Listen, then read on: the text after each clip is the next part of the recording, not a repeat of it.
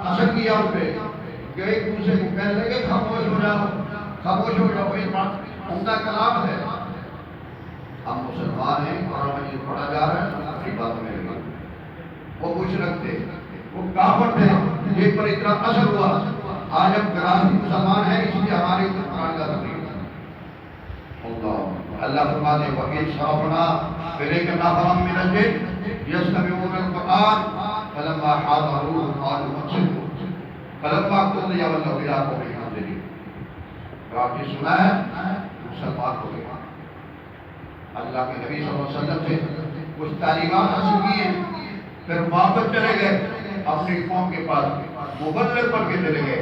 چند باتیں سنی ہیں، آج کہتے ہیں جناب یہ مولوی صاحب کا کام ہے، فلاں کام بتانا، فلاں کام بتانا، فلاں کام بتانا۔ نہیں بھائیو، صرف مولوی صاحب کا کام نہیں ہے۔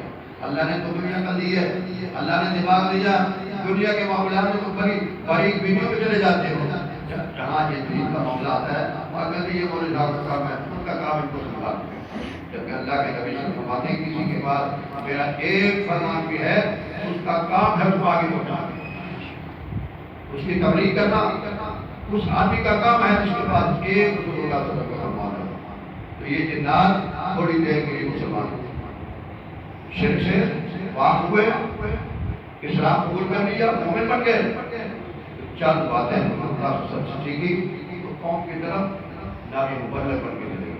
یا قومنا اجیبوا داعی اللہ، اے ہماری قوم اس بات کو قبول کرو جو اللہ کے نبی پیغام لے کے آئے ہیں، اس کو قبول کر لو، ورنہ تم اللہ کو عاجز نہیں کر سکتے۔ ایسی مقدس کتاب، ایسی پاک کتاب جس کے متعلق اللہ کے نبی صلی اللہ علیہ وسلم فرماتے ہیں یہ الف لام میم،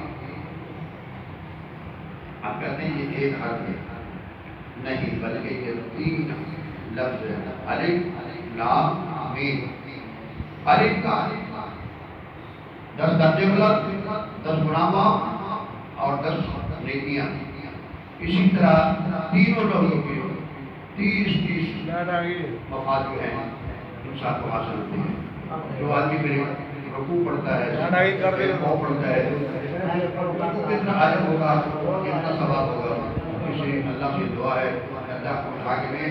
جس طرح ہم رمضان المبارک میں کوشش کرتے ہیں اللہ کے قرآن کو پڑھنے کے لیے، اس طرح اللہ ہمیں توفیق عطا فرمائے، ہم سارا سال اس کی تلاوت کرتے ہیں۔